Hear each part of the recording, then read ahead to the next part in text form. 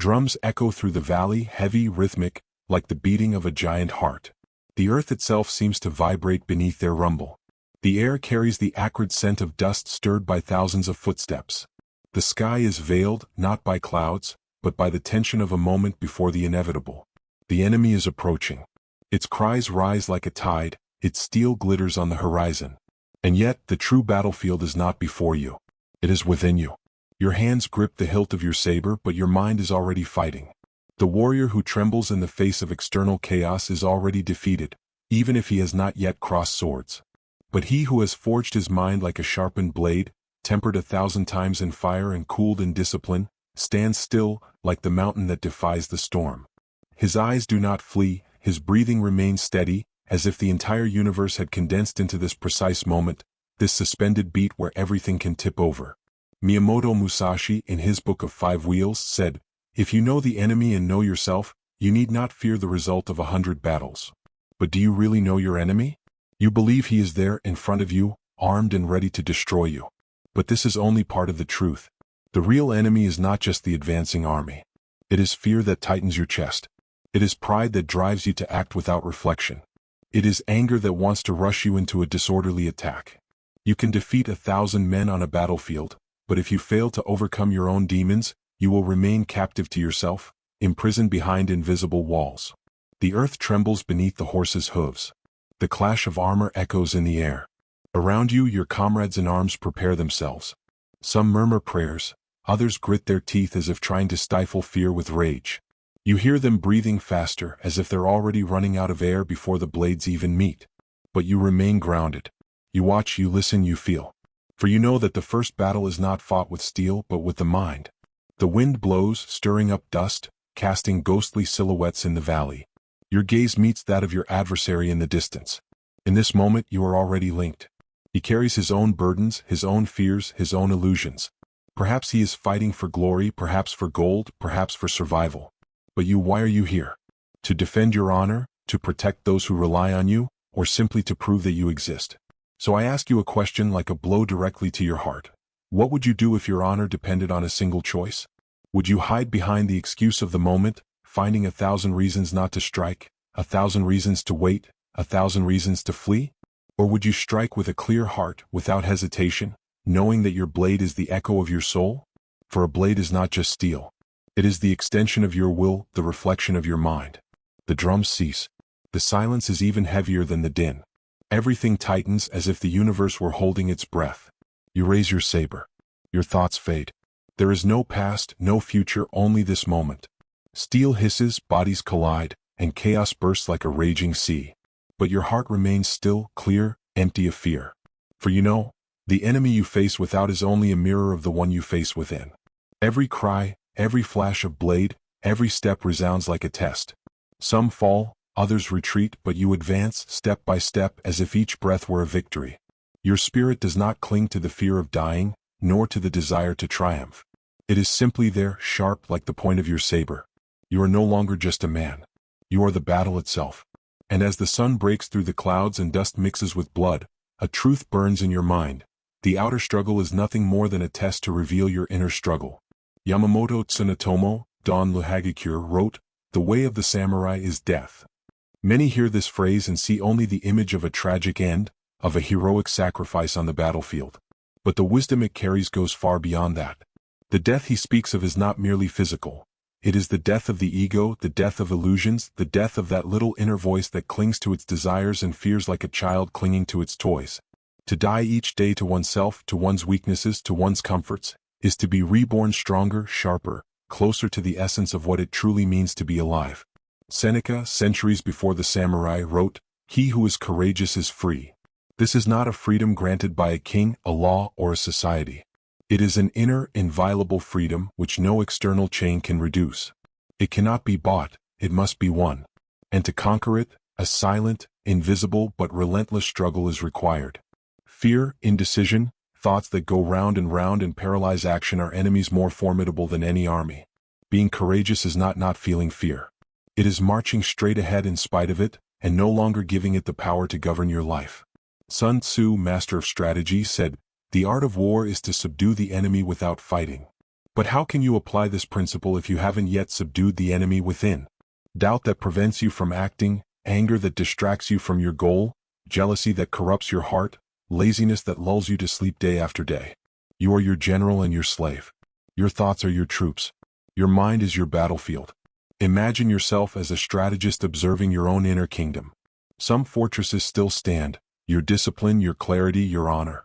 But other bastions are cracked, constantly under attack by the onslaught of fear or desire. What do you do then? Do you remain a passive spectator of your own fall, or do you take up the weapons of awareness to restore order to your inner empire? Every morning when you open your eyes, a war begins. It makes no noise, but you feel it in your first choice. Do you rise with determination or remain a prisoner of inaction? Do you choose to nourish your spirit through effort, reading, meditation, or do you allow yourself to be invaded by distractions and torpor? Every small decision is a victory or a defeat. The problem is that you don't always see the consequences immediately. The inner battle is not a quick duel, it is a long, patient campaign, where the slightest flaw can become a breach. The Stoic philosopher Epictetus said, "No one is free except the master of himself." What does this mean, except that true victory, the only one that truly matters, is self-mastery? The outside world will test you, but if your mind is firm, no storm can capsize you. On the contrary, if you do not reign over yourself, every external event becomes a threat, every word becomes an offense, every obstacle becomes a prison. The inner battle is therefore more demanding than all the others.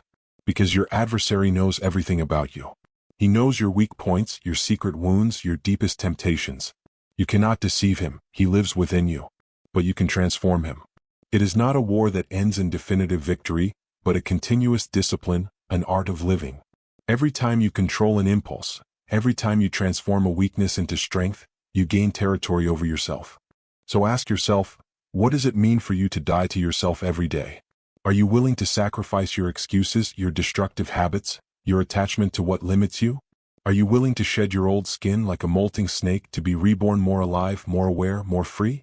The samurai knew that his honor lay not only in his visible victories, but in his ability to walk upright even when no one was watching.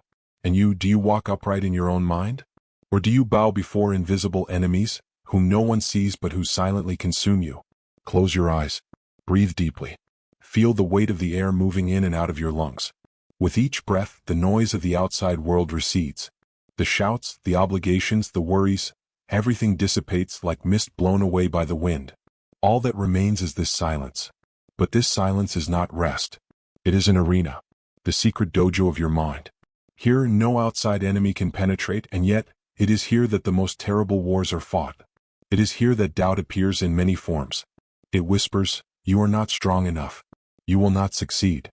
Fear, however, is even more insidious. It does not shout, it whispers like a cold blade brushing against your skin, "You will not survive." You feel these voices, they emerge from the shadows, they creep into your thoughts, they seek to weaken you before you have even taken your first step. But behind them there is another voice. It doesn't shout. It doesn't try to convince. It rises, clear, sharp, like a sword drawn from its sheath.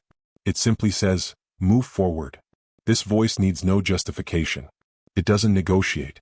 It doesn't tremble. It is the deepest layer of your being, the place where your mind already knows what your heart still hesitates to admit. Confucius said, "The superior man is he who triumphs over himself."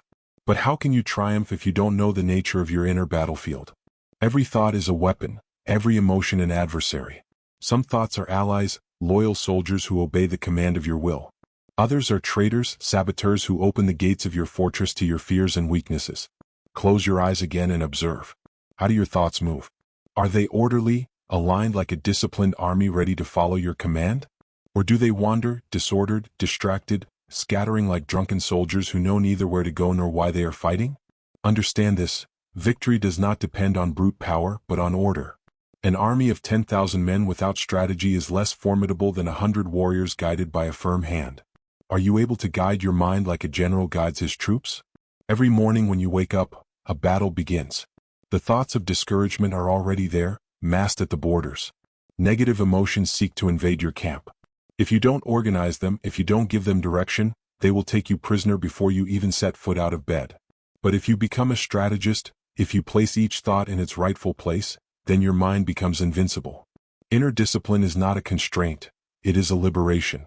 You are no longer the plaything of the winds of chance, but the captain of your ship, even in the midst of the storm. Sun Tzu taught that the greatest victory is one achieved without a fight. Imagine then what this maxim means applied to your mind. If you learn to recognize your thoughts before they take root, if you learn to see fear coming before it takes hold, you can disarm it without even having to fight it. You see the trap before it closes. You divert the assault before it strikes. Close your eyes again and look at your mind like a map. See your strengths, see your weaknesses. Where do you win easily? Perhaps perseverance, perhaps endurance. Where do you always fall?